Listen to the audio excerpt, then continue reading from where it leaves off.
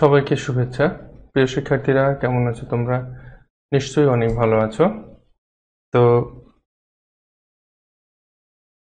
আজকে 14 নভেম্বর 2020 শনিবার দিন। আজকে আমাদের হিন্দু সম্প্রদায়ের আহ, শ্যামা পূজা, যেটা বলা হয় যে কালী পূজা। তো শ্যামা পূজার যে আনুষ্ঠানিকতা সন্ধ্যাবেলা থাকে, সাধারণত প্রদীপ জ্বালনা। তো সেই দীপাবলি শেষ করে আমরা আজকে আমাদের ক্লাসে অ্যাটেন্ড হচ্ছি। তো সবাইকে দীপাবলির শুভেচ্ছা এবং অভিনন্দন। তো আজকের ক্লাসের আমাদের যে মূল আলোচনার বিষয়বস্তু বা টাইটেল হয়তোবা দেখে তোমরা বুঝতে পারছো যে আজকে আমাদের আলোচনার বিষয়বস্তু হচ্ছে রাসায়নিক বন্ধন, অর্থাৎ রাসায়নিক অত্যন্ত গুরুত্বপূর্ণ একটি টপিকস নিয়ে আমরা আজকে আলোচনা করব, যে রাসায়নিক বন্ধন এবং রাসায়নিক বন্ধনের প্রকারভেদ। অর্থাৎ রাসায়নিক বন্ধন মূলত 4 প্রকার: আয়নিক বন্ধন, সমযোজী বন্ধন, সন্নিবেশ বন্ধন আর একটা ধাতব বন্ধন। তো আমি আশা করছি যে আজকের ক্লাসটা অত্যন্ত গুরুত্বপূর্ণ, যেহেতু অবশ্যই তোমরা সকলেই মনোযোগ সহকারে ক্লাসটা উপভোগ করবে। আর যদি কোনো সমস্যা থাকে বা যে কোনো বিষয়ে তোমাদের যদি কোনো কিছু বলার থাকে, তাহলে অবশ্যই তোমরা আমাকে কমেন্ট করে জানাবে। আর একটা বিষয় বারবার আমি তোমাদের বলি যে তোমরা তোমাদের যে কমেন্টগুলো করবে, সেই কমেন্টগুলো যাতে অবশ্যই তোমরা বাংলায় লিখো, কারণ ইংরেজিতে লেখার ফলে আমি সেই লেখাগুলো অনেকটাই অস্পষ্ট বুঝতে পারি বা আমার বুঝতে অসুবিধা হয়। কারণ তোমরা হচ্ছে ইংরেজিতে বাংলা লেখাগুলোকে অ্যাকচুয়ালি ইংরেজিতে লিখলে যে সমস্যাগুলো হয় আর কি। তো অবশ্যই তোমরা কি করবে, সেই বাংলা তোমাদের যে সমস্যাগুলো থাকবে সেই সমস্যাগুলো তোমরা অবশ্যই বাংলায় লিখবে। আচ্ছা, তো যাই হোক, গত যে ক্লাসটা আমি নিয়েছিলাম, অর্থাৎ গতকালকে যে ক্লাসটা হয়েছিল, সেই ক্লাসটার মধ্যে আমাদের মৌলের পর্যাবৃত্ত ধর্ম এবং মৌলের পর্যাবৃত্ত ধর্মগুলো কি কি সেগুলো নিয়ে আমরা আলোচনা করেছিলাম, এবং বেসিক যে জিনিসগুলো রয়েছে, অর্থাৎ মৌলের পর্যাবৃত্ত ধর্মের মধ্যে রয়েছে গলনাঙ্ক, স্ফুটনাঙ্ক, তারপরে যোজ্যতা, আয়নীকরণ শক্তি, তড়িৎ ঋণাত্মকতা, ইলেকট্রন আসক্তি, এই বিষয়গুলো নিয়ে আমরা আলোচনা করেছিলাম। এটা একদম বেসিক জিনিসগুলো নিয়ে আমরা আলোচনা করেছিলাম। তো গতকালকের যে আলোচনার ছিল আমাদের, সেই আলোচনাগুলোর মধ্য থেকে আজকে আমাদের কিছু বিষয় হয়তো বা আলোচনা আবার হতে পারে, যদি তোমাদের বেসিক জিনিসগুলো নিয়ে কোনো সমস্যা না থাকে সেক্ষেত্রে। আর আমি তোমাদেরকে হোমওয়ার্ক দিয়েছিলাম দুটো, খুব সম্ভবত আমার যেটা মনে পড়ে। সেই হোমওয়ার্কগুলো তোমরা কে কতটা করেছো? অনেকেই আমাকে, আচ্ছা, আমি একটা বিষয় তোমাদেরকে বারবার বলে থাকি, যে সেটি হচ্ছে তোমরা আমাকে মেসেজ করে দিও না, তোমরা সকলে গ্রুপে পোস্ট করবে। তোমরা তোমাদের সমস্যাগুলো বা তোমাদেরকে যে হোমওয়ার্কগুলো দেওয়া হবে, তোমরা সেগুলো গ্রুপে পোস্ট করবে। গ্রুপে পোস্ট করলে হয় কি, তবে অনেকেই হয়তোবা আমাকে মেসেজ করে তোমরা হোমওয়ার্কগুলো জমা দাও, এটা একটা কারণ আমি বুঝতে পারি, আমি না বোঝা না, আমি বুঝতে পারি। আমার কাছে যেটা মনে হয় যে হয়তোবা তোমাদের এরকম মনে হতে পারে যে আমি যে হোমওয়ার্কটা করলাম সেই হোমওয়ার্কটা ঠিক হলো কি হলো না, হয়তোবা একটা ভিতর থেকে যে সংকোচ বোধ বা যে লজ্জা বোধ যেটা তোমাদের হতে পারে আর কি, তো সেই জিনিসটা হয়তোবা তোমাদের মধ্যে কাজ করছে, আমি যেটা বুঝতে পারি আর কি। তো তোমাদের কাছে একটা বিষয় আমি বলবো, যে এই ধরনের সংকোচ বোধ বা লজ্জা বোধ তোমাদের মধ্যে না রাখাটাই ভালো। সেক্ষেত্রে তোমরাই ভালো করবে বা তোমাদেরই ভালো হবে। তোমরা গ্রুপে পোস্ট করবে। গ্রুপে পোস্ট করলে হবে কি, এখানে লজ্জার কিছু নেই। গ্রুপে পোস্ট করলে একটা বিষয় সুবিধা হবে, সেটা হচ্ছে যে তোমার যে সমস্যাগুলো হচ্ছে বা তুমি যে সমস্যাগুলো ফেস করছো, তো সেই সমস্যাগুলো দেখা যাচ্ছে অন্য কারো সমস্যাগুলো থাকতে পারে। সেই একই সমস্যা, শুধুমাত্র যে সমস্যা তোমারই হচ্ছে তা কিন্তু না। মনে রাখবে, তোমরা এখানে সবাই স্টুডেন্ট, সমস্যা সকলেরই কম বেশি আছে। আর এমনকি আমি যে তোমাদের টিচার, আমারও যে একেবারে সমস্যা নেই তা কিন্তু না। হ্যাঁ, আমাকেও তোমাদেরকে পড়াতে গেলে বা তোমাদেরকে পড়ানোর আগে আমাকেও কিন্তু পড়াশোনা করতে হয়, স্টাডি করতে হয়। তো সেক্ষেত্রে আমরা সবাই এখানে শিখছি, আমরা সবাই এখানে যাচ্ছি। এভাবে তোমরা একটা বিষয় মনে করতে পারো, বা আমি যেটা মনে করি সেটা হচ্ছে যে তোমরা যা জানো তোমরা আমার সাথে শেয়ার করছো, আমি যা জানি আমি তোমাদের সাথে শেয়ার করছি। এভাবে যদি ভাবো, আমরা যদি আমাদের দৃষ্টিভঙ্গিটাকে একটু পরিবর্তন করে ফেলি, তাহলে আমরা অনেকাংশেই মানসিকভাবে শান্তি এবং মনের দিক থেকে তৃপ্তি পাই। হুম। সেটা যে বিষয় হোক, সেটা আমাদের এই পড়াশোনার ব্যাপারে যে আমি বলছি তা না, প্রত্যেকটা ক্ষেত্রে, জীবনের প্রত্যেকটা ক্ষেত্রে আমরা যদি আমাদের দৃষ্টিভঙ্গিটাকে একটু পরিবর্তন করে ফেলি, তাহলে দেখবে মানসিকভাবে আমরা প্রশান্তি পেতে পারি। তো যাই হোক, অনেকগুলো কথাই বললাম। তোমরা অনেকে লাইভে জয়েন করছো, কারা কারা জয়েন করছো তাদের নামগুলো একটু বলি। শুভ বিশ্বাস, মোহাম্মদ সাকিবুল্লাহ, আদাব স্যার কেমন আছেন? অনেকদিন পর আপনার ক্লাসে অ্যাক্টিভ হলাম। আচ্ছা, অনেকদিন পর অ্যাক্টিভ হলে, আচ্ছা সাকিব, সমস্যা থাকতেই পারে। সেক্ষেত্রে তোমাদের সবার কাছে একটা বিষয় আমি বারবার বলি, সেটি হচ্ছে যে আমার প্রত্যেকটা ক্লাস কিন্তু রেকর্ড করা থাকে। আমার ইউটিউব চ্যানেলে গেলে আমার প্রত্যেকটা ক্লাস তোমরা রেকর্ডেড পাবা। তো তোমরা যে ক্লাসগুলো মিস করছো, তো সেই ক্লাসগুলো ইউটিউব চ্যানেল থেকে, ইউটিউব থেকে তোমরা সেটা আমার দেখে নিতে পারো। আমি প্রত্যেকটা ক্লাস আমি চেষ্টা করি মানে আমি প্রত্যেকটা ক্লাস, যদি একান্তই আমি ভুলে না যাই রেকর্ডটা অন করে দিতে, আমি প্রত্যেকটা ক্লাসই রেকর্ড করে রাখি তোমাদের সবার সুবিধার জন্য। আচ্ছা, অনামিকা দাস জয়েন করছো, শাকিলা, ইয়াসমিন, মিথি। মিথি বেশ কিছুদিন পরে আজকে জয়েন করছে। ইয়াসমিন সুলতানা, তারপর সোহেল রানা, সবুজ, মোহাম্মদ শফিকুল ইসলাম। আচ্ছা, সবার আদাব, প্রণাম, নমস্কার, ওয়ালাইকুম সালাম একসাথে নিলাম। আচ্ছা, এখন যে বিষয়গুলো বলছিলাম, যে আর একটা বিষয় আমি তোমাদের সাথে শেয়ার করতে চাই, সেটি হচ্ছে যে সাধারণত আমি তোমাদের একটা ভোট নিচ্ছি। তোমরা হয়তো বা গ্রুপে বা পেজে লক্ষ্য করে দেখছো যে আমি একটা ভোটের আয়োজন করছি। তোমাদের নিজস্ব মতামত তোমরা সেখানে দেবে, যে তোমরা লাইভটা ফেসবুকে ফেসবুকে কন্টিনিউ করতে চাও, নাকি জুমে কন্টিনিউ করতে চাও। অর্থাৎ আমি চাই যে তোমরা জুমেও লাইভটা কন্টিনিউ করো। অর্থাৎ আমি জুমে, যেহেতু জুমটা সকলে ম্যানেজ করতে পারে না, অনেকেরই প্রবলেম হয়, বিভিন্ন রকমের প্রবলেম হয়। প্রবলেমের মধ্যে সব থেকে বড় যেটা হয়, আমি বুঝি না এটা প্রবলেম হওয়ার কোনো কথা তো নয়। আমি সাধারণভাবে ক্লাসের পূর্বে তোমাদেরকে জুমের লিঙ্কটা দিয়ে দিব। জাস্ট কি করবে, তোমরা সেই জুম অ্যাপসটা তোমরা আগে থেকে তোমাদের মোবাইলে ইনস্টল করে রাখবে। ইনস্টল করে রাখলে কি হবে, যে তোমাদের ওই আমি যে লিঙ্কটা তোমাদেরকে দেব ক্লাস শুরু পূর্বে 1 মিনিট বা 2 মিনিট পূর্বে আমি জুমের লিঙ্কটা দিয়ে দেবো। সেই লিঙ্কে ক্লিক করলে অটোমেটিক তোমাকে আমার জুমে জয়েন্ট হয়ে নেবে। তো এটা একটা খুব বড় একটা সুবিধা। তো আর আর তোমরা যখন, আমি তোমাদেরকে ফার্স্ট টাইম যেটা কি করব, সেটা তোমাদেরকে আমি সবাইকে মুট করে রাখবো। অর্থাৎ তোমাদের কারো কোনো, আমি যখন ক্লাস নেব বা আমি যখন কথা শুনবো, তখন তোমাদের কারোরই কোনো কথা আমি শুনবো না। আমি তারপরে তোমাদেরকে, আমি ক্লাস শেষ করার পরে যখন তোমাদেরকে আনমুট করে দেব, অর্থাৎ আনমুট করে দিলে তোমরা তোমাদের যে কোনো কোশ্চেন তোমরা সেখান থেকে করতে পারবে। আর আরেকটা বিষয়, কিছু বিষয় একটু আলোচনা করে নিই ক্লাসের পূর্বে 2-4 মিনিট, এখনো অনেকেই হয়তো বা জয়েন করেনি। আচ্ছা, শফিকুল বলছো যে ফেসবুকে চাই। আচ্ছা, ইয়াসমিন বলছো যে জুম অ্যাপে চাই। আচ্ছা, শাকিলা বলছো স্যার আমি অসুস্থ ছিলাম তাই ক্লাস করতে পারিনি। আচ্ছা ঠিক আছে, অসুস্থ থাকতেই পারে, মানুষ মানুষ মাত্রই সমস্যা। তোমাদের সমস্যা থাকবে, আমারও সমস্যা থাকবে, এটাই স্বাভাবিক।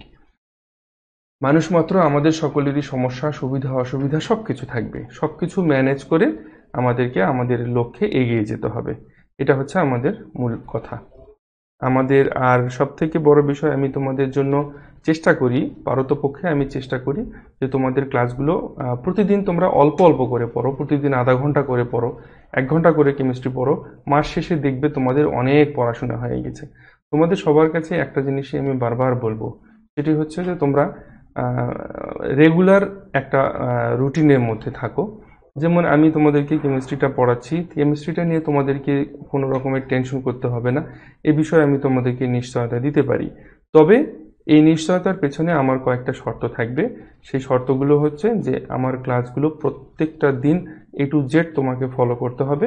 আমি কি পড়াচ্ছি সেগুলো তোমাকে ফলো করতে হবে, এবং বাসায় ঠিক আধা ঘন্টা লাগুক 1 ঘন্টা লাগুক সেই পড়াগুলোকে তুমি আবার রিভিশন করবা, আমি কি পড়ালাম সেগুলো, এবং আমি যে হোমওয়ার্কগুলো দেবো। অর্থাৎ এক কথায় আমি যা যা বলবো আমার কথা পাই টু পাই সব কিছু তোমাদেরকে ফলো করতে হবে।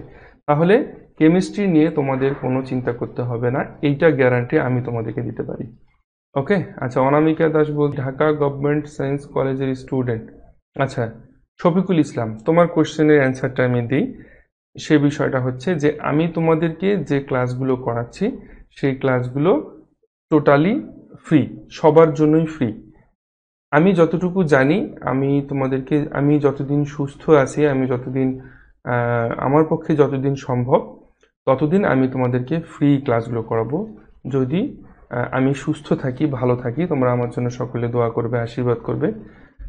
আমার পক্ষে যতদিন সম্ভব আমি তোমাদেরকে ক্লাসগুলো ফ্রি করাবো, ঠিক আছে? আচ্ছা, এটা সব কলেজের জন্য, গোটা বাংলাদেশের সকল স্টুডেন্টের জন্য, এটা নির্দিষ্ট কারোর জন্য না। এটা যে শুধু আমার কলেজের স্টুডেন্টের জন্য তা না। তবে তবে তোমাদের সবাইকে নিয়ে আমার একটা ভবিষ্যৎ পরিকল্পনা আছে, যে পরিকল্পনাটা নিয়ে আমি অলরেডি কাজ করছি। তোমাদেরকে আমি পূর্বেও বলেছিলাম যে পরিকল্পনাটা নিয়ে আমি কাজ করছি, এবং সেই পরিকল্পনাটা নিয়ে আমি এগোচ্ছি। আমার 2 থেকে 3 মাস সময় লাগবে। তো ততদিন পর্যন্ত তোমরা ক্লাসগুলো কন্টিনিউ করতে থাকো। হ্যাঁ, তোমাদেরকে নিয়ে আরো বেটার কিভাবে ভালো করা যায়, কিভাবে তোমাদের পারফরমেন্স আরো ডেভেলপ করা যায়, বা তোমাদের যে আম, আহ, এখন কিন্তু আমি, তোমরা লক্ষ্য করে দেখবে, আমি কিন্তু একেবারে এখন তোমাদের যে ক্লাসগুলো করাচ্ছি এগুলো কিন্তু সবগুলো একেবারে বেসিক লেভেলে ক্লাস, ঠিক আছে? তো এই বেসিক লেভেলে ক্লাসগুলো আমি তোমাদেরকে করাচ্ছি। এরপরে আমি আবার প্রথম থেকে শুরু করব, সেগুলোতে থাকবে আমার অ্যাডভান্স লেভেল। অর্থাৎ অ্যাডভান্স লেভেলের মধ্যে কি কি থাকবে আমি সংক্ষেপে তোমাদের একটু বলে দিই। অ্যাডভান্স লেভেলের মধ্যে থাকবে বিভিন্ন রকমের সৃজনশীল প্রশ্ন, অর্থাৎ এই যে রাসায়নিক বন্ধন বা বিভিন্ন রকমের, যে আজকে আমরা যেটি নিয়ে আলোচনা করবো, এটি হচ্ছে আমাদের বেসিক ক্লাস। তো এই রাসায়নিক বন্ধন এবং রাসায়নিক বন্ধন সংক্রান্ত আরও যত রকমের প্রশ্ন আছে সবগুলো প্রশ্ন, এবং বিভিন্ন বোর্ডে বিভিন্ন সালের পরীক্ষায় এই টপিকসের উপর যদি তোমরা প্রশ্ন করো যে স্যার আজকের টপিকসের উপর বেসিক এবং অ্যাডভান্স ক্লাসগুলো কি ধরনের হবে, তো আজকে টপিকস রাসায়নিক বন্ধনের উপর আজকে টপিকসগুলো বেসিক হবে। যে রাসায়নিক বন্ধন কি, রাসায়নিক বন্ধন কিভাবে গঠিত হয়, রাসায়নিক বন্ধন কত প্রকার, রাসায়নিক বন্ধনগুলো কি কি, এবং রাসায়নিক বন্ধন যেগুলো সমযোজী বন্ধন, আয়নিক বন্ধন, সন্নিবেশ বন্ধন রয়েছে সেগুলো কিভাবে গঠিত হয়, এগুলো আমাদের বেসিক ক্লাসের মধ্যে পড়বে, ঠিক আছে? আর অ্যাডভান্স লেভেলের মধ্যে আমি রাখবো যে এই বন্ধন কোন কোন মৌল কোন কোন মৌলের সঙ্গে যুক্ত হয়ে যৌগ গঠন করছে, তার মধ্যে কি ধরনের বন্ধন আছে। তারপরে তোমার যে বিভিন্ন রকমের যে সৃজনশীল প্রশ্নগুলো আছে, বিভিন্ন কলেজের যে মডেল টেস্টে যে প্রশ্নগুলো আসে, তারপর বিভিন্ন ফাইনালের এইচএসসি ফাইনাল এক্সামের যে ধরনের প্রশ্নগুলো আসে সেই ধরনের প্রশ্নগুলো সলিউশন, তারপর বিভিন্ন রকমের ম্যাথমেটিক্সের সলিউশন, বিভিন্ন অধ্যায়ভিত্তিক যে গাণিতিক সমস্যাগুলো রয়েছে এগুলোর সলিউশন, মানে এক কথায় মানে এ টু জেড আমি সেই অ্যাডভান্স লেভেলে রেখেছি। তো সেগুলো নিয়ে কিন্তু আমি কাজ করছি। সেগুলো কিভাবে তোমাদের সরাসরি সেগুলো কিভাবে করানো সম্ভব, এবং এই অ্যাডভান্স লেভেলে তোমাদের সবাইকেই নেব। তোমরা যদি আগ্রহী থাকো তোমাদের সবাইকেই নেব, কিন্তু এটার জন্য কিছু কিছু কন্ডিশন আমি রাখবো। তো সেই কন্ডিশনগুলো কি কি এবং কিভাবে এগুলো আমরা, এবং ওই অ্যাডভান্স লেভেলের ক্লাসগুলো সব ক্লাসগুলোই আমাদের জুমে হবে, ঠিক আছে? সবগুলো ক্লাস জুমে হবে। এখন অনেকেই যদি বলে থাকো বা বলো যে স্যার আমি তো জুম চালাতে পারি না, সেক্ষেত্রে আমি তোমাদেরকে জুমটা কিভাবে চালাতে হয় বা জুমের যে ম্যানেজমেন্টটা সেটাও আমি তোমাদেরকে ট্রেনিং করিয়ে নেবো। এটা একটা ভেরি সিম্পল। এটা তোমাদের যদি আমি একদিন 10 মিনিট দেখিয়ে দিই, 10 মিনিটের মধ্যে তোমরা বুঝতে পারবে যে কিভাবে জুমে ক্লাসে জয়েন করবে, কিভাবে তোমরা আমাকে কোন অপশন থেকে আমাকে ক্লিক করবে, আমাকে প্রশ্ন করবে, কোন অপশনে গেলে তোমরা কোনো কিছু জুম থেকেও কমেন্ট করা যায়। জুম থেকেও এরকম ফেসবুকে তোমরা যেরকম কমেন্ট করছো এরকম কমেন্ট করা যায়। তারপর জুম থেকে সরাসরি কিভাবে আমাকে প্রশ্ন করবে, এভরি ডিটেলস, এগুলো সব কিছু নিয়ে আমি কাজ করছি। তো আমার এই কাজগুলো করতে একটু সময় লাগবে, তো তোমরা আমার সাথেই থাকো, ক্লাসগুলো কন্টিনিউ করতে থাকো, সেগুলো আমি সময় মতো তোমাদের সবাইকে জানিয়ে দেবো। হ্যাঁ, তো মোহাম্মদ শফিকুল ইসলামের যে প্রশ্নটা ছিল যে স্যার, প্রশ্নটা হচ্ছে যে কি শফিকুল, সব কলেজের সবার জন্য ফ্রি? হ্যাঁ, সব কলেজের সবার জন্য আমার এই বেসিক ক্লাসগুলো ফ্রি। মানে স্যার আমি ঢাকা, তুমি যে কলেজেরই হও, বাংলাদেশের যে কলেজেরই হও, অসুবিধা নেই, আমি সবার জন্য বেসিক ক্লাসগুলো একেবারে ফ্রি করে রেখেছি। আচ্ছা, সোহেল রানা সবুজ, আচ্ছা।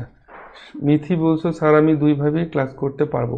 আচ্ছা, মিথি পারবে, ঠিক আছে, তোমরা সকলেই অনেকেই পারো, অনেকেই আবার পারো না, একটু প্রবলেম হয়, অসুবিধা নেই, আমিও দুইটাতেই করতে পারবো। আচ্ছা ঠিক আছে, শফিকুল ইসলাম, থ্যাঙ্কস স্যার।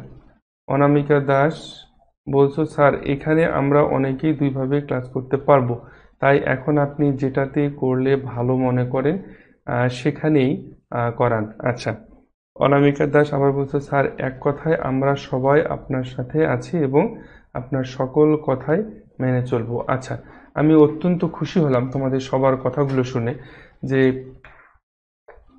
আমি তোমাদের ডেভেলপমেন্টের জন্য কাজ করে যাব, এইটা হচ্ছে মূল কথা। আমি যতদিন সুস্থ আছি, ভালো আছি, এই জন্য তোমাদের সকলের দোয়া আশীর্বাদ চাই আমি, কারণ আমি যদি সুস্থ থাকি তাহলে তোমাদেরকে নিয়ে আমি এগোবো। আচ্ছা, আপনারা যারা দুইটা সাপোর্ট করতেছেন তারা এফবি কে সাপোর্ট করুন, বিকজ এফবিতে আমরা উপকারিতা হয়, তাই আপনাদের প্রতি অনুরোধ রইল। আচ্ছা সাকিব, দেখো এখানে আমি তোমরা তোমাদের সকলে নিজের মতামতগুলো প্রকাশ করো, আমি ভালো মন্দ আমি বিশ্লেষণ করছি, ভালো মন্দগুলো আমি বিশ্লেষণ করব, অসুবিধা নেই। আচ্ছা মোহাম্মদ, এখানে তোমাদের দল ভারী করার কোনো প্রয়োজন নেই, যে তোমরা দল ভারী করে তোমাদের কোনো লাভ হবে না। আমি আমি ভালো বুঝি যে কোনটাতে করলে ভালো হবে না হবে, কিন্তু তোমাদের মতামতগুলো নিচ্ছি এই কারণে যে তোমাদের মনের অবস্থাগুলো আমার জানার দরকার, যার কারণে মতামতগুলো নিতে হচ্ছে আমাকে। আচ্ছা, মোহাম্মদ রফিকুল ইসলাম, ওয়ালাইকুম সালাম, লেট হয়ে গেল স্যার। আচ্ছা অসুবিধা নেই স্যার, জুমে ক্লাস করলে টাইম বেশি ওভার হয়ে যাবে স্যার, তাই এফবিতে ক্লাস চললে উপকারিতা হবে। আচ্ছা ঠিক আছে, দেখি তারপরে কে কি বলছো। মন্দিরা ব্যানার্জি, নমস্কার স্যার। আচ্ছা, মন্দিরা সম্ভবত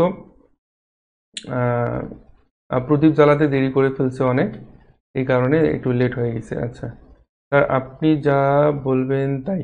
আচ্ছা দেখো, এখন তোমাদের আমি এফবিতে এবং জুমে দুটো ক্লাসের সুবিধা অসুবিধা বলি। এফবিতে ক্লাস করলে প্রথম কথা, তোমরা তো এখানে সবাই স্টুডেন্ট, এফবিতে ক্লাস করালে তোমাদের এমবি খরচ অর্থাৎ ডাটা খরচটা কম হয়, আর এটা একটা সুবিধা। আর আরেকটা সুবিধা হচ্ছে যে এফবিতে করালে এই ক্লাসগুলোকে তোমরা তোমাদের বন্ধু বান্ধব সবার মাঝে শেয়ার করতে পারো। এফবির এটা একটা এই দুইটা বড় সুবিধা। আর এফবির একটা অসুবিধা হচ্ছে যে এফবিতে তোমরা সরাসরি আমার সাথে কোনো কথা বলতে পারবে না, এখানে কমেন্টের মাধ্যমে তোমরা তোমাদের প্রশ্নগুলো করতে পারবে। তো অ্যাকচুয়ালি এটা হচ্ছে এফবির সুবিধা এবং অসুবিধা, আমি যেগুলো বললাম তোমরা একটু ভেবে দেখো। আর জুমের যেটা সুবিধা, সব থেকে বড় সুবিধা, সেটি হচ্ছে যে সরাসরি তোমরা আমাকে প্রশ্ন করতে পারবে এবং সরাসরি সেখানে তোমরা কমেন্টও করতে পারবে, এটা হচ্ছে বড় সুবিধা। অর্থাৎ ক্লাসে যেরকম তোমরা আমার সামনে থাকো, তোমরা তোমাদের কোনো স্যারের সামনে থাকো, ঠিক এখানেও মনে হবে যেন আমি তোমাদের সামনে আছি, তোমরা আমার সামনে আছো, ঠিক আছে, এরকম মনে হবে। আর জুমের একটা বড় অসুবিধা হচ্ছে যে, দুইটা বড় অসুবিধা হচ্ছে যে জুম অ্যাপে ডাটা খরচটা বেশি হয়, অর্থাৎ এমবি খরচটা বেশি হয়। আর জুমের লাইভ ক্লাসটাকে তোমরা শেয়ার করতে পারবে না, এটা একটা বড় অসুবিধা, ঠিক আছে। এই বিষয়গুলো তোমরা একটু ভেবে দেখো আমি যেটা বললাম। তো যাই হোক, আপাতত আমাদের এফবি লাইভটা কন্টিনিউ চলবে, এর ফাঁকে ফাঁকে আমি জুমটাকে কিভাবে আরো মডিফাই তোমাদের জন্য ভালো করা যায় সেটা নিয়ে আমি কাজ করছি, তোমাদেরকে যেটা বললাম। আচ্ছা, জুমে ক্লাস হলে বেশি ভালো হয়, কিন্তু স্যার আপনি যা বলবেন তাই রাইট।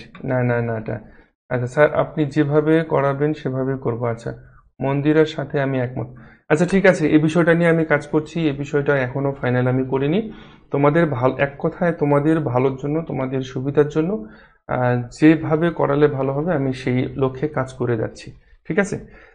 তো ওকে, অনেকগুলো কথা হলো, 20 মিনিট আমাদের আজকে প্রাইমারি ডিসকাশন করতে চলে গেল। তো আমরা এখন ক্লাসে ফিরি, আমরা এখন ক্লাসে ফিরবো। আজকের আমাদের ক্লাসের যে বিষয়বস্তু সেটি হচ্ছে রাসায়নিক বন্ধন, অর্থাৎ রাসায়নিক বন্ধন কি, রাসায়নিক বন্ধন কত প্রকার, রাসায়নিক বন্ধনের যে প্রকারভেদ, মূলত রাসায়নিক বন্ধন 4 প্রকার। তোমরা জানো যে আয়নিক বন্ধন, সমযোজী বন্ধন, সন্নিবেশ বন্ধন। আর সন্নিবেশ বন্ধনটাকে সন্নিবেশ সমযোজী বন্ধনও বলা হয়। আরেকটা রয়েছে আমাদের কি, ধাতব বন্ধন, এটা তোমরা জানো। তো এই বন্ধনগুলো সম্পর্কে একেবারে বেসিক যে জিনিসগুলো আমাদেরকে জানতেই হবে, সেই জিনিসগুলো নিয়ে আজকে আমরা আলোচনা করব। তো ক্লাস আমরা এক্ষুনি শুরু করব। তো ক্লাস শুরু পূর্বে তোমাদের সবার কাছে যেটি বরাবরই বলে থাকি, সেটি হচ্ছে যে তোমরা লাইভটাকে শেয়ার করে দাও সবার মাঝে, যাতে সকলেই ক্লাসটাতে অ্যাটেন্ড হতে পারে। ধন্যবাদ সবাইকে। আমরা এখন বোর্ডে ফিরি।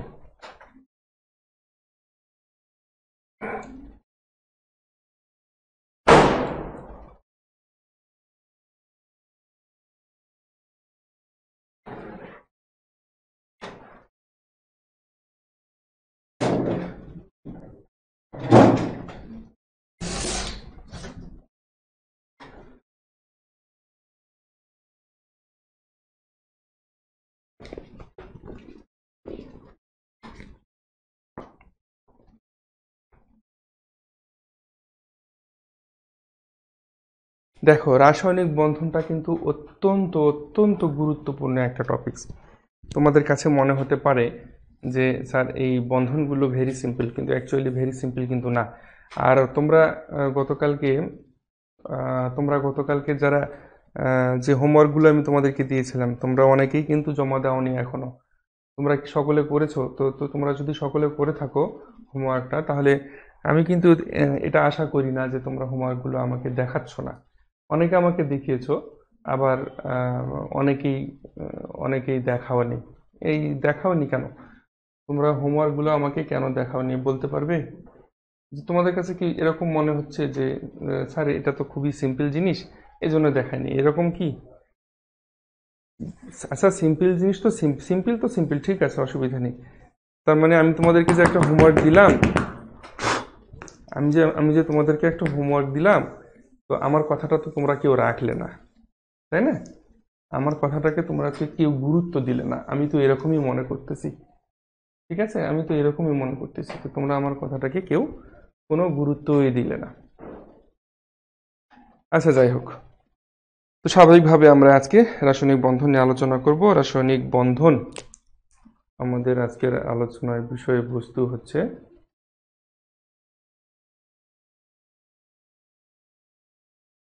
রাসায়নিক বন্ধন। তো রাসায়নিক বন্ধন কি, রাসায়নিক বন্ধন কি সেটি আমাদেরকে জানতে হবে। আমরা যদিও বা তোমরা অনেকেই জানো, তারপরেও বলি যে সাধারণত যে সকল আম, বল বা দুই বা ততোধিক যে পরমাণু রয়েছে, সেই পরমাণুগুলোকেও যখন পরস্পর পরস্পরকে আবদ্ধ করে রাখে এবং সম্পূর্ণ স্বাধীন একটা সত্তা এবং সম্পূর্ণ নতুন ধর্ম এবং কি বলা হবে, নতুন একটা সংযুক্তি বিশিষ্ট পরমাণু গোষ্ঠী, অণু বা যৌগ গঠন করবে, তখন আচ্ছা, তো আহ, তখন যে যৌগটা গঠন করবে, সেই যৌগ গঠন করার জন্য যে বলটা কাজ করছে, সেই বলটাকে মূলত অ্যাকচুয়ালি আমরা বলছি যে রাসায়নিক বন্ধন। ঠিক আছে, এই বলটাকে মূলত বলছি আমরা রাসায়নিক বন্ধন। আচ্ছা, মোহাম্মদ রফিকুল ইসলাম বলছো কি স্যার জুমে রেকর্ড করে এফবিতে আপলোড দিলেই তো হয়? আচ্ছা, ভালো বলছো। জুমে রেকর্ড করে এফবিতে আপলোড তো দেবো আমি, কিন্তু জুমের যে সুবিধাটা, সেই সুবিধাটা তো হলো পাওয়া গেল না, তাই না? সেই সুবিধাটা তো পাওয়া গেল না, অর্থাৎ জুমে ডিরেক্ট তোমরা যে প্রশ্নগুলো করতে পারতে, সেই প্রশ্নগুলো তো তোমরা আর ওই রেকর্ড করার পর সেটা আর করতে পারবে না। তো যাই হোক, রাসায়নিক বন্ধন কি আমরা সেটি জানলাম। আরও যদি বলা হয় যে রাসায়নিক বন্ধনের আরও কিভাবে বলা যায়, সাধারণত একটা মৌল বা যৌগ তাদের নিজেদের মধ্যে আহ, একটা মৌল বা যৌগ তাদের নিজেদের মধ্যে যে বন্ধনের মাধ্যমে যৌগ গঠন করে সেটাতেও কিন্তু রাসায়নিক বন্ধন বলা হয়। ঠিক আছে।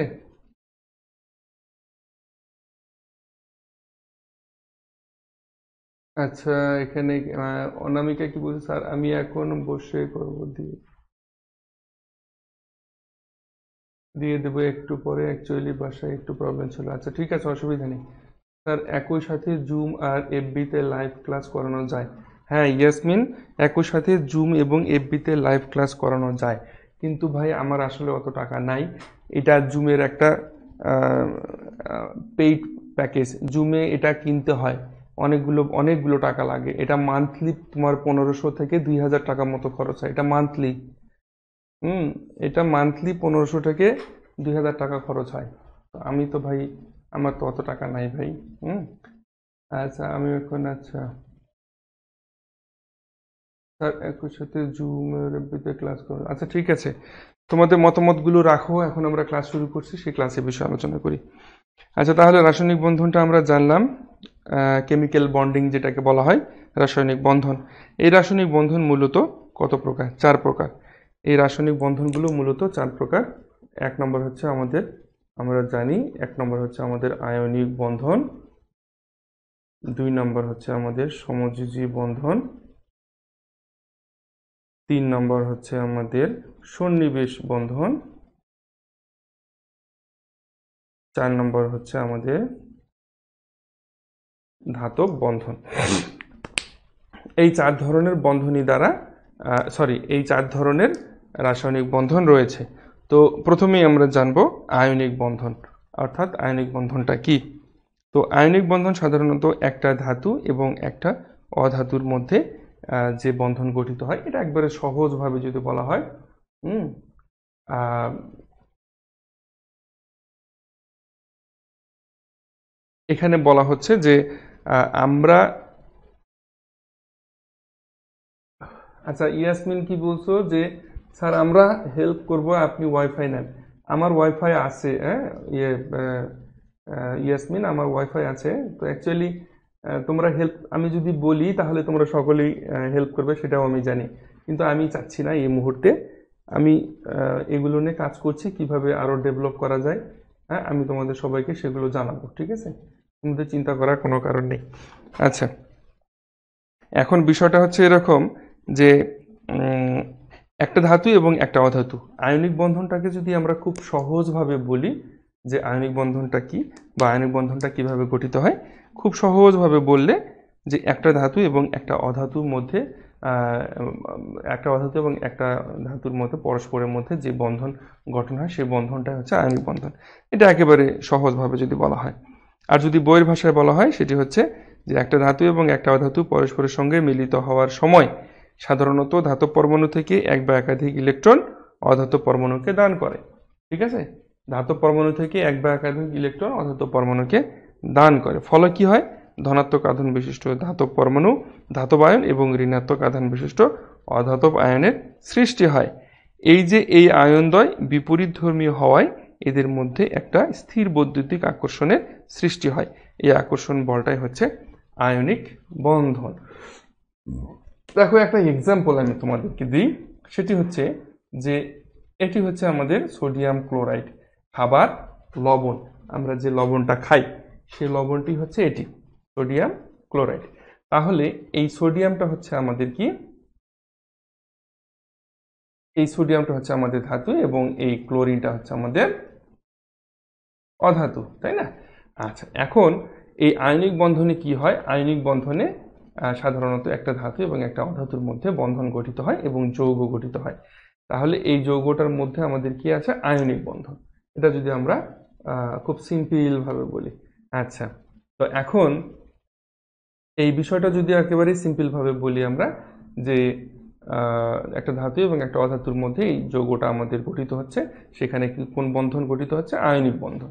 তাহলে আমরা সংজ্ঞা থেকে কি জানলাম, যে ধাতু থেকে কি হবে, ইলেকট্রন অপসারিত হবে, তাই না? অর্থাৎ সোডিয়াম থেকে একটা ইলেকট্রন অপসারিত হবে, অপসারিত হয়ে সোডিয়াম প্লাস আয়ন গঠন করবে, ঠিক না? আচ্ছা, তাহলে সোডিয়াম থেকে ইলেকট্রন অপসারিত হয়ে সোডিয়াম আয়ন হয়ে গেল। আর কি করবে, এই অধাতুটা ইলেকট্রন গ্রহণ করবে। ঠিক আছে, এই অপসারিত ইলেকট্রনটা গ্রহণ করবে কি, অধাতু গ্রহণ করে সে কি করবে, ক্লোরাইড আয়নে পরিণত হবে। ঠিক আছে, আচ্ছা, ক্লোরাইড আয়নে পরিণত হবে। তো আয়নিক বন্ধনের মূল থিমটা হচ্ছে এটা।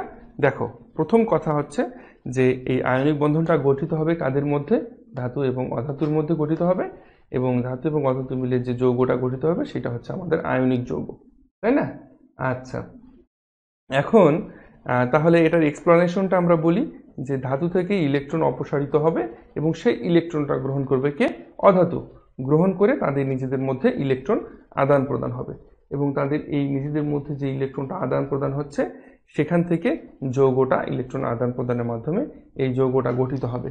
ঠিক আছে, আমার মনে হয় যে আমি তোমাদেরকে একটু সহজভাবে, আমি সব সময়ের জন্য তোমাদেরকে চেষ্টা করি যে জিনিসটা, সেটা হচ্ছে যে বইতে তো সব কিছুই আছে। ঠিক আছে, আমি তোমাদেরকে চেষ্টা করি যে জিনিসটা, সেটা হচ্ছে তোমাদেরকে কতটা সহজভাবে বোঝানো যায়, জিনিসগুলোকে কতটা সহজভাবে বোঝানো যায়, আমার উদ্দেশ্যটাই হচ্ছে তাই। আচ্ছা, এটি গেল আমাদের আয়নিক বন্ধন। তো এরপরে এভাবে সোডিয়াম ক্লোরাইডের ক্ষেত্রে আমরা এক্সাম্পল দেখলাম। তোমরা এরপরে পটাশিয়াম ক্লোরাইডের ক্ষেত্রেও তোমরা আলোচনা করতে পারো যে এভাবে সেম একই প্রসেসে আমাদের যৌগটা গঠিত হবে। এখন আমরা আলোচনা করি আমাদের দ্বিতীয় যে বন্ধনটা রয়েছে কি, সমযোজী বন্ধন। এই যে সমযোজী বন্ধন, তাই না? সমযোজী বন্ধনটা কি, সাধারণত অধাতব পরমাণুসমূহের সংযোগের সময় সংশ্লিষ্ট পরমাণুসমূহ কি করে, সমসংখ্যক ইলেকট্রন যোগান দিয়ে এক বা একাধিক ইলেকট্রন যুগল সৃষ্টি করে। এবং ওই ইলেকট্রন যুগল সংশ্লিষ্ট পরমাণুদ্বয় সমানভাবে শেয়ার করে স্থিতিশীল ইলেকট্রন বিন্যাস অর্জন করে। স্থিতিশীল ইলেকট্রন বিন্যাস অর্জন করে, এবং এই যে অর্জনের মাধ্যমে যে বন্ধনে আবদ্ধ হয় তাকে মূলত বলা হচ্ছে সমযোজী বন্ধন। আমরা একটা এক্সাম্পল দেখি।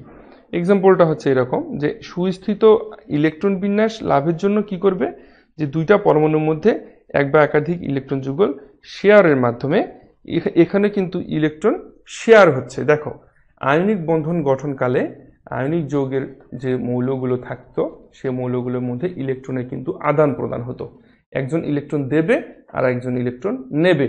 এই সোডিয়াম ঠিক যতটা ইলেকট্রন দান করবে, ক্লোরিনকেও ঠিক ততটা ইলেকট্রন গ্রহণ করার ক্ষমতা থাকতে হবে। এইভাবে অন্য যখনই কোনো আয়নিক যৌগ গঠিত হবে, ঠিক দুটো মৌলের মধ্যে একটা যতটা ইলেকট্রন দান করবে আর একটা ততটা ইলেকট্রন কি করবে, গ্রহণ করবে, তাই না? কিন্তু সমযোজী যৌগের মধ্যে অর্থাৎ সমযোজী বন্ধনের মধ্যে ইলেকট্রনগুলো কি হয়, ইলেকট্রনগুলো তারা কিন্তু শেয়ার করে, ইলেকট্রনগুলো আদান প্রদান করে না, ইলেকট্রনগুলো শেয়ার করে। আচ্ছা, তো এক্সাম্পল আমরা দেখি। এক্সাম্পল যেমন ধরো, এক্সাম্পল এখানে আমরা আলোচনা করি, মনে করো এইটার নাম কি বলতে পারবে তোমরা? কি লিখেছি আমি এখানে, CH4।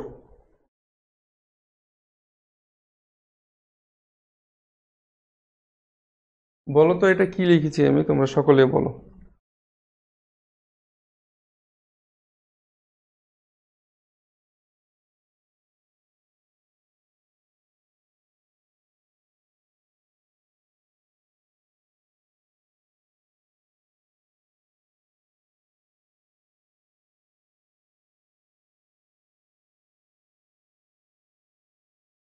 মিথেন, ওকে, গুড। তো এখানে তোমরা অনেকেই জানো যে এই যে মিথেনের মধ্যে কার্বন রয়েছে একটি এবং হাইড্রোজেন রয়েছে চারটি, তাই না? তো এখন তোমাদেরকে যদি আমি প্রশ্ন করি যে তোমরা সকলেই বলো তো যে কিভাবে এখানে সমযোজী বন্ধন গঠিত হলো। এই যে যৌগটা সমযোজী বন্ধন দ্বারা গঠিত একটা যৌগ, অর্থাৎ সমযোজী যৌগ।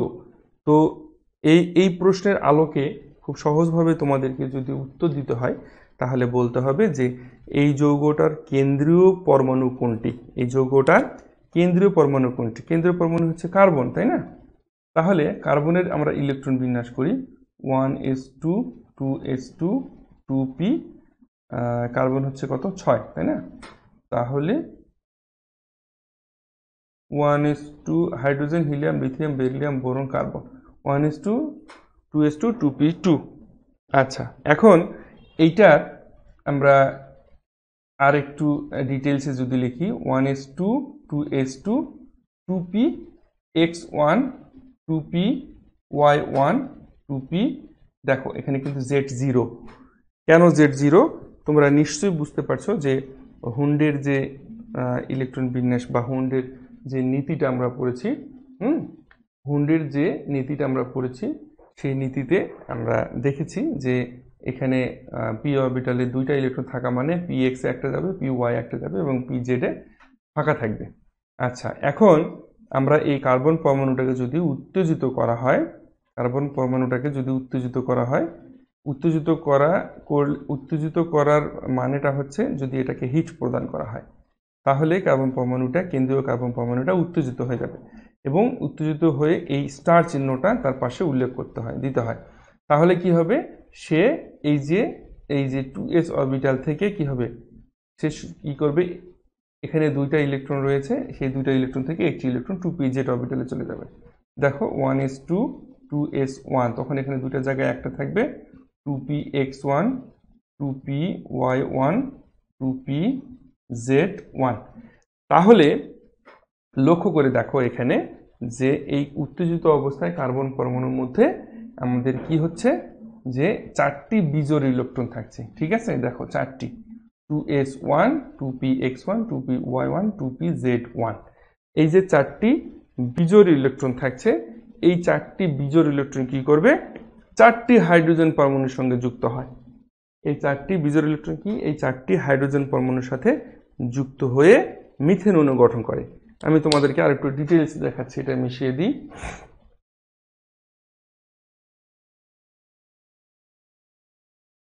আচ্ছা দেখো, আমি তোমাদেরকে ডিটেইলসটা দেখাই। তাহলে কার্বনের মধ্যে আমাদের কয়টি থাকলো, চারটি। এইটা হচ্ছে আমাদের চারটি বিজোড় ইলেকট্রন এবং হাইড্রোজেন আমাদের, মনে করো এইটা দিলাম আমি, এইটা হচ্ছে হাইড্রোজেন, হাইড্রোজেনের একটা ইলেকট্রন, হাইড্রোজেনের তো একটা এমনিতেই বিজোড় ইলেকট্রন। ঠিক আছে, তাহলে আমার কয়টা লাগছে, চারটা কার্বনের চারটা বিজোড় ইলেকট্রনের সাথে, কার্বনের চারটা বিজোড় ইলেকট্রনের সাথে আমার চারটা হাইড্রোজেন লাগছে, তাই না? তো চারটা হাইড্রোজেন আমি দিয়ে দিলাম, আর এইদিকে আমি কার্বন, এখানে একটা হাইড্রোজেন, এখানে একটা হাইড্রোজেন, এখানে একটা হাইড্রোজেন, এখানে একটা হাইড্রোজেন। তাহলে এখানে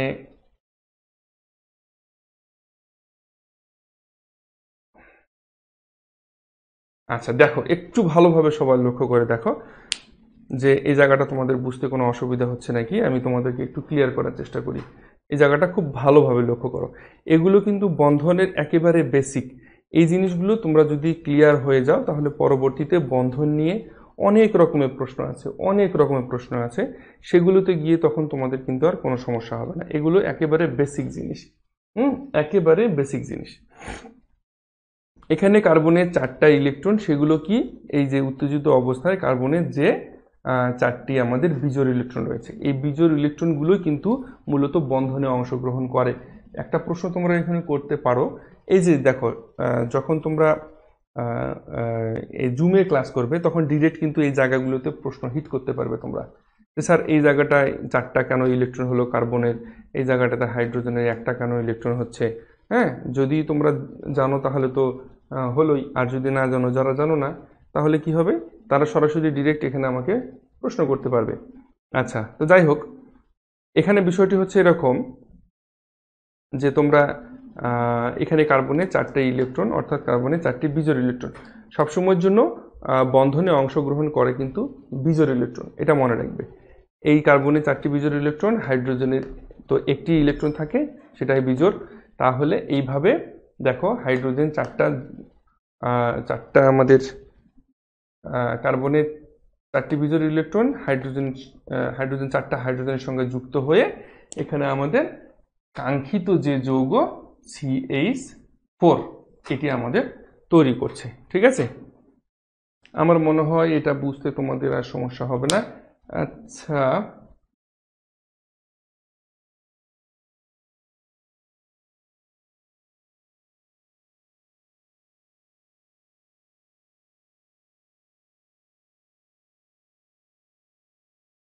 আচ্ছা, দেখি কে কি বলছো, কে কি উত্তর করছো। দেখো এই জিনিসটা একটু তোমরা বুঝতে পারছো কিনা আমাকে একটু বলো প্লিজ সবাই।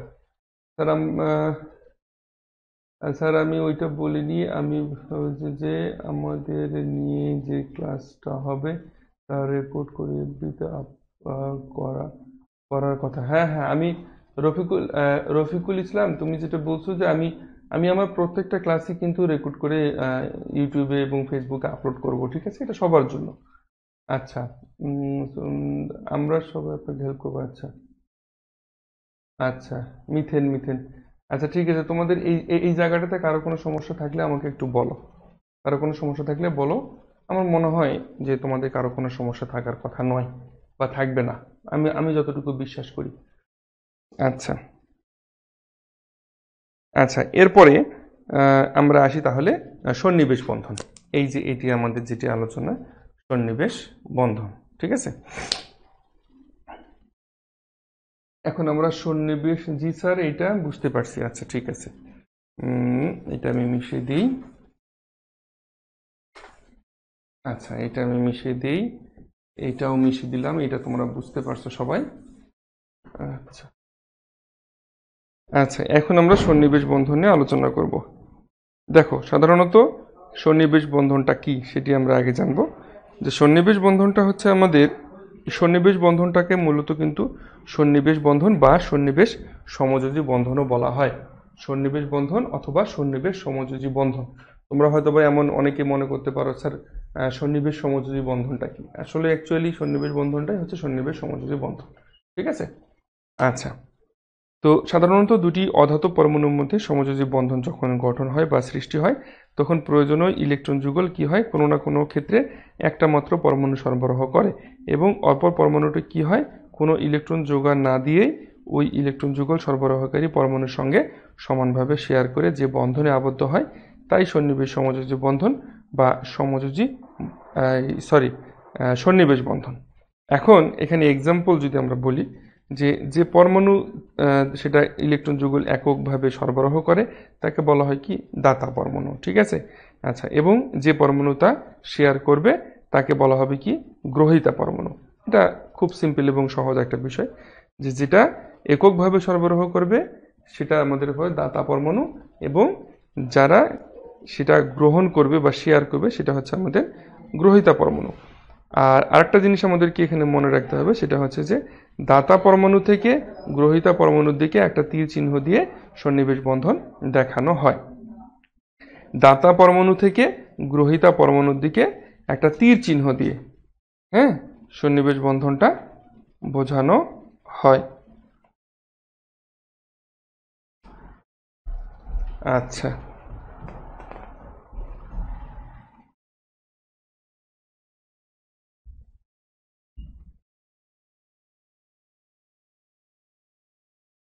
আচ্ছা, এখন পর্যন্ত কারো কোনো প্রবলেম বা কারো কোনো কিছু জিজ্ঞেস করার কোনো কিছু আছে নাকি, একটু বলো দেখি তোমরা। কারো কোনো কিছু জিজ্ঞেস করা বা কারো কোনো কিছু প্রশ্ন করার মতো কিছু আছে? বলো স্যার।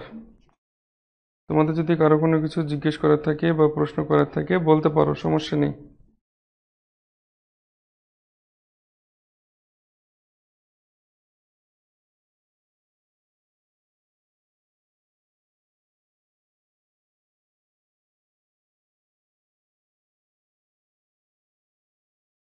বুঝতে পেরেছি স্যার, বুঝতে পেরেছি। আচ্ছা, অনেক অনেক ধন্যবাদ।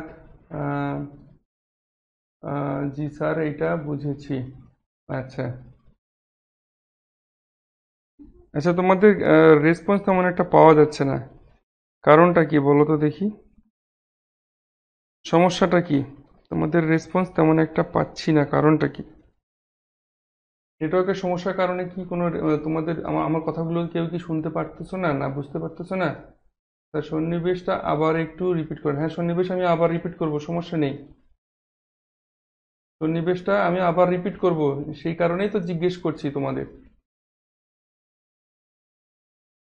যে তোমাদের কাছে সেই কারণেই জিজ্ঞেস করার যে কার কি সমস্যা আছে না আছে, সেগুলো নিয়ে আবার একটু আমি আলোচনা করব।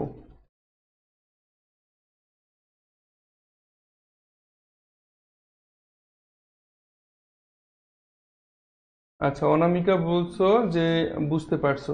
আচ্ছা, অনামিকা ভালোই বোঝে। তোমরা সবাই ভালো বোঝো। হ্যাঁ, তোমরা সকলেই ভালো বোঝো। আর সব কিছু ঠিক আছে। আচ্ছা, সব কিছু ঠিক আছে। আচ্ছা,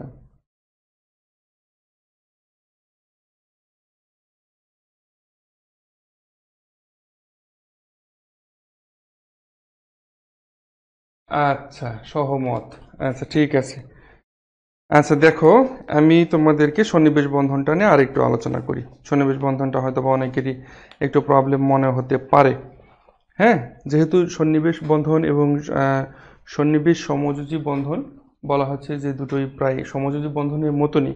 হ্যাঁ, তারপরে একটু আলোচনা করি যে যেটা আমরা যে টপিকসগুলো নিয়ে আলোচনা করছিলাম সেটা হচ্ছে সাধারণত দুটি পরমাণুর মধ্যে কি হবে, যে সমযোজী বন্ধন সৃষ্টির জন্য প্রয়োজনীয় যে ইলেকট্রনগুলো আসবে সেই ইলেকট্রনগুলো কি হবে, একটা দাতা পরমাণু থাকবে আর একটা গ্রহীতা পরমাণু থাকবে, ঠিক আছে। তো ইলেকট্রনগুলো এককভাবে যার যে পরমাণু সরবরাহ করবে তাকে বলা হবে কি দাতা পরমাণু। তাকে বলা হবে দাতা পরমাণু। আর যে পরমাণু তা শেয়ার করবে তাকে বলা হবে গ্রহীতা পরমাণু। হুম। আচ্ছা, এখন আমরা একটা এক্সাম্পল দেখি, ঠিক আছে। এক্সাম্পলটা কি? এক্সাম্পলটা হচ্ছে আমাদের অ্যামোনিয়া এবং বোরন ট্রাইফ্লোরাইড। অ্যামোনিয়া এবং বোরন ট্রাইফ্লোরাইড এর মধ্যে সন্নিবেশ বন্ধন দ্বারা কিভাবে অ্যামোনিয়াম বোরোফ্লোরাইড উৎপন্ন করে। এই দুটো যৌগের মধ্যে সন্নিবেশ বন্ধনের দ্বারা কিভাবে অ্যামোনিয়াম বোরো ফ্লোরাইড উৎপন্ন করে। সাধারণত অ্যামোনিয়া অণুর নাইট্রোজেন পরমাণু চারদিকে ইলেকট্রনসমূহকে আমরা এক রকমের চিহ্ন দ্বারা প্রকাশ করব এবং বোরন ট্রাইফ্লোরাইড এর বোরন পরমাণু চারদিকে আমরা আরেক রকমের চিহ্ন দ্বারা প্রকাশ করব। আমরা এক্সাম্পলগুলো দেখি। দেখো, আমাদের এখানে অ্যামোনিয়া। অ্যামোনিয়া হচ্ছে আমাদের নাইট্রোজেন এর হাইড্রোজেন থাকবে, হাইড্রোজেন থাকবে, হাইড্রোজেন থাকবে, তাই না? আচ্ছা, আচ্ছা, এটি হচ্ছে আমাদের। দেখো, আমি তোমাদেরকে দেখিয়ে দিই, তারপরে তোমাদের যে পুরো কোশ্চেনগুলো থাকবে সেগুলো তোমরা করবে। সাধারণত অ্যামোনিয়া অণু নাইট্রোজেন পরমাণু যোজনীশীলে কি হয়, একটা একটা নিঃসঙ্গ ইলেকট্রন যুগল থাকে, তাই না? আর অপরদিকে বোরন যে ট্রাইফ্লোরাইড আছে, বোরন ট্রাইফ্লোরাইড এর অণুতে বোরনের সর্বশেষ শক্তি স্তরে 6টি ইলেকট্রন থাকে, অর্থাৎ এটি আরও 2টি ইলেকট্রন পেতে আগ্রহী। Boron trifluoride. তাহলে দেখো, অ্যামোনিয়ার নাইট্রোজেন এবং হাইড্রোজেনের মধ্যে যে বন্ধনটা, সেটা তোমরা বুঝতেই পারছো, সেটা সমযোজী বন্ধন দ্বারা গঠিত যৌগটা অ্যামোনিয়া, এবং বোরন ট্রাইফ্লোরাইডের ক্ষেত্রেও তাই। তো এরা এই যৌগ দুটো যখন সন্নিবেশ বন্ধনের মাধ্যমে যখন একত্রিত হয়ে একটা যৌগ তৈরি করবে, সেই যৌগটার মধ্যে আমরা সন্নিবেশ সমযোজী বন্ধন কিভাবে গঠিত হচ্ছে সেটা নিয়ে আলোচনা করি। তো এখানে নাইট্রোজেন এবং হাইড্রোজেনের মধ্যে আমরা এই যে ডট চিহ্ন দ্বারা ইলেকট্রনগুলোকে দেখানো হয়েছে, এবং এখানে বোরন ট্রাইফ্লোরাইডের মধ্যে ক্রস চিহ্ন দ্বারা ইলেকট্রনগুলোকে দেখানো হয়েছে। তো এখন আমরা সবসময়ের জন্য জানি একটা জিনিস, যে একটা যৌগ যখন গঠিত হয় তখন সেটা কি করে, তখন সেটা তাদের নিজেদের মধ্যে কি অষ্টক পূরণ করে, তাই না? আচ্ছা, সাধারণত বোরন ট্রাইফ্লোরাইডের মধ্যে সাধারণত বোরন পরমাণুর সর্বশেষ শক্তি স্তরে কয়টা ইলেকট্রন থাকে? 6টা ইলেকট্রন থাকে, অর্থাৎ বোরন কি হয়, আরও 2টা ইলেকট্রন পেতে আগ্রহ প্রকাশ করে, অর্থাৎ যা এই বোরনকে যে আরও 2টা ইলেকট্রন দিতে পারবে সে তার সাথে যৌগ গঠনে আগ্রহী হবে। তাহলে অ্যামোনিয়ার মধ্যে আমরা দেখতে পাই যে এখানে নিঃসঙ্গ 2টা ইলেকট্রন থেকে যায়, যেটা সে আরেকজনকে দিতে আগ্রহী। যে ইলেকট্রন দুটো সে আরেকজনকে দিতে আগ্রহী। তো এ আগ্রহী আরেকজনকে দিতে, আর এ আরেকজনের কাছ থেকে নিতে আগ্রহী। তাহলে কি হবে, দুজনের মধ্যে একটা আকর্ষণ তৈরি হবে, তাই না? দুজনের মধ্যে একটা আকর্ষণ তৈরি হবে, এবং এই আকর্ষণের ফলেই এই দুটো থেকে আমাদের যৌগ গঠিত হবে। সেই যৌগটা হচ্ছে এইচ এন এইচ এইচ এটা হচ্ছে আমাদের বোরন, ক্লোরিন, ক্লোরিন ক্লোরিন।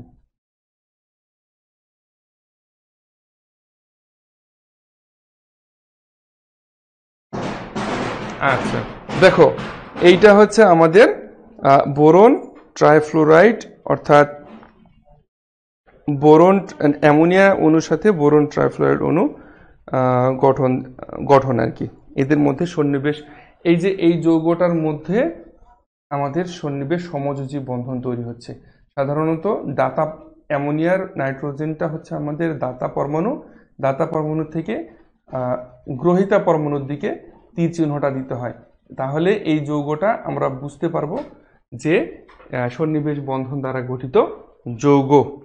এখন দেখো তো যে এইটা এই যে যৌগটা গঠিত হচ্ছে, এই যৌগটার নাম হচ্ছে আমাদের অ্যামোনিয়াম বোরো ফ্লোরাইড। অ্যামোনিয়াম বোরো ফ্লোরাইড, এটা হচ্ছে আমাদের অ্যামোনিয়া, এটা হচ্ছে বোরন ট্রাইফ্লোরাইড, বোরন ট্রাইফ্লোরাইড, আর এইটা হচ্ছে আমাদের অ্যামোনিয়াম বোরোফ্লোরাইড। অ্যামোনিয়াম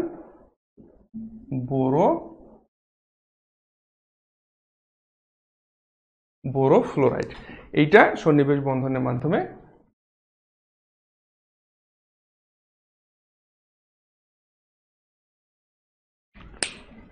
আচ্ছা ইয়াসমিন কি বলছো?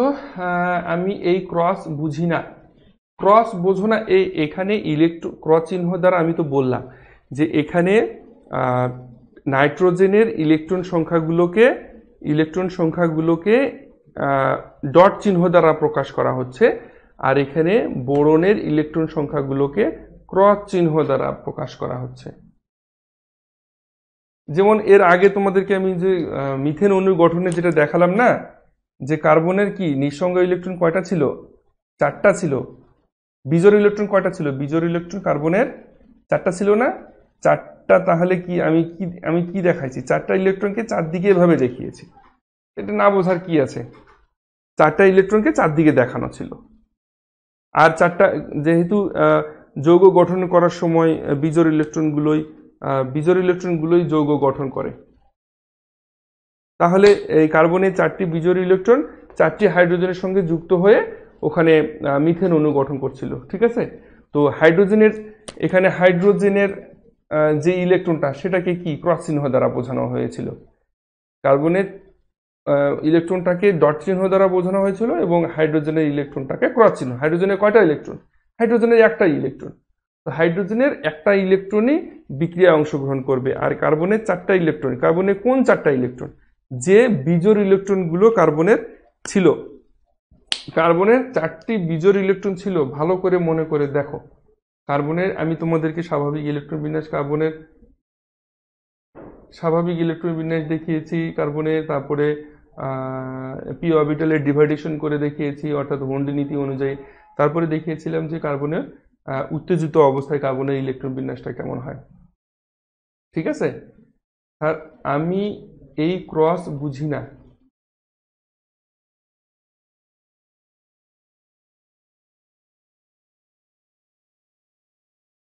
আমি তো বুঝতে পারলাম না তোমার কথাটা, আমি তোমাকে তো বুঝিয়ে দিলাম ভাই। ইয়াসমিন বলছো যে স্যার ক্রস না দিয়ে যদি ডট দিতাম। ও আচ্ছা, দেখো এখানে বিষয়টা হচ্ছে কি, যে দুজনের এই কার্বনের ইলেকট্রনগুলোকে ডট দ্বারা প্রকাশ করা হচ্ছে। যদি হাইড্রোজেনের এখানে এটার ক্ষেত্রে আমি বলি, যদি হাইড্রোজেনেরও ইলেকট্রনটাকে ডট দিয়ে প্রকাশ করা হয়, তাহলে জিনিসটা, যেমন এটার ক্ষেত্রে বলি, এটার ক্ষেত্রে তাহলে আমার 4টা হাইড্রোজেন লাগছে, তাহলে 4টা হাইড্রোজেন, ও সরি, আচ্ছা, তাহলে এখানে চারদিকে 4টা হাইড্রোজেন লাগছে। এখানে দেওয়ার উদ্দেশ্যটা হচ্ছে এইটা, যে এই ও আমি লিখতে ভুল করে ফেলছি।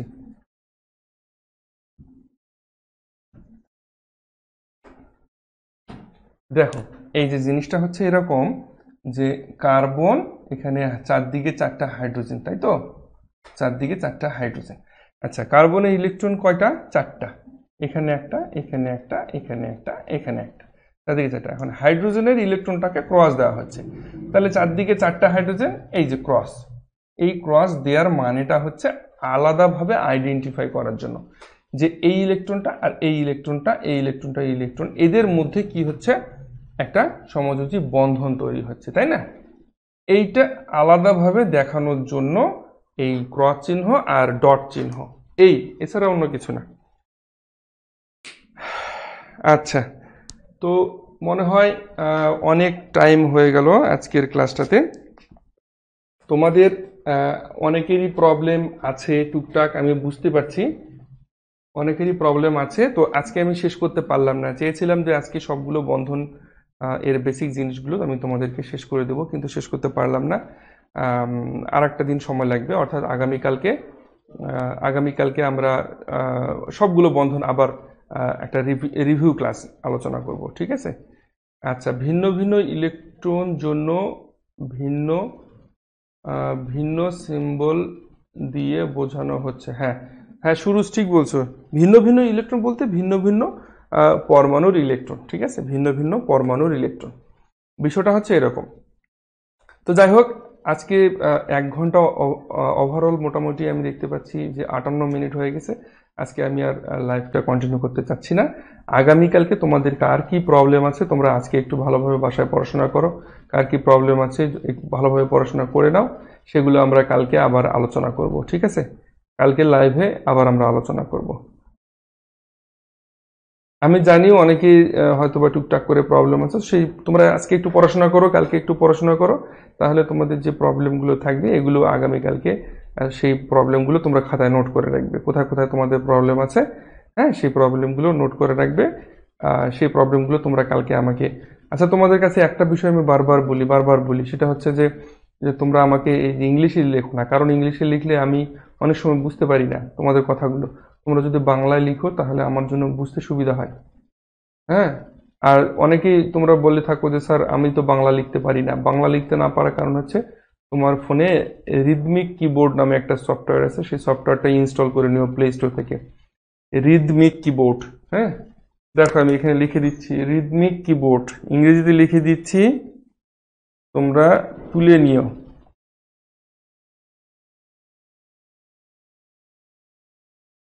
এই যে রিদমিক কিবোর্ড, এই এই এই সফটওয়্যারটা প্লে স্টোর থেকে তোমরা ইনস্টল করে নিবে। এই সফটওয়্যারটা দিয়ে তোমরা সুন্দরভাবে বাংলা লিখতে পারবে কমেন্টে, ঠিক আছে? আচ্ছা, মোহাম্মদ রফিকুল ইসলাম, তুমি গতকালকে ওই কথাটা বলছিল, হ্যাঁ, যে তুমি বাংলা লিখতে পারো না। তো যারা যারা বাংলা লিখতে পারো না, যাদের সমস্যা হয়, তাদের সবার জন্য এই এই সফটওয়্যারটা তোমরা ইনস্টল করে নেবে, তাহলে তোমাদের বাংলা লেখার সমস্যাটা চলে যাবে। তো ঠিক আছে, তোমরা ভালোভাবে পড়াশোনা করো। আগামীকালকে আমি চেয়েছিলাম যে আজকে ক্লাসটা শেষ করব, তো আসলে ক্লাসের প্রথম দিকে অনেকগুলো ক্লাসে বহির্ভূত অনেক ইম্পর্টেন্ট কিছু আলোচনা ছিল, যার কারণে ক্লাসটা আজকে শেষ করতে পারলাম না। তো আগামীকালকে আমরা এই ক্লাসটার বাকি অংশ এবং এই বন্ধন সম্পর্কিত যে বেসিক প্রবলেমগুলো বা বেসিক যে আইডিয়াগুলো, বন্ধনের বেসিক যদি তোমরা ভালো না হও, ক্লিয়ার যদি তোমাদের না থাকে, তাহলে তোমরা কিন্তু বন্ধন সম্পর্কিত আরো যে অ্যাডভান্স যে বিষয়গুলো রয়েছে, আরো যে হাই লেভেলের যে জিনিসগুলো রয়েছে, হুম, সেই সমস্যাটা কিন্তু তোমাদের চিরদিনের জন্য থেকে যাবে। তো আমি চাই তোমাদের প্রবলেমগুলো যাতে একেবারে ক্লিয়ার হয়ে যায়, আমি সেই লক্ষ্যেই তোমাদের ক্লাস করছি। তোমাদের সমস্যা কোথায় কি আছে না আছে আমি সবগুলো ধরে ধরে তোমাদেরকে দেখিয়ে দেবো। তো ধন্যবাদ তোমাদের সবাইকে, আমি লাইভটা শেষ করে দিচ্ছি আজকের মতো।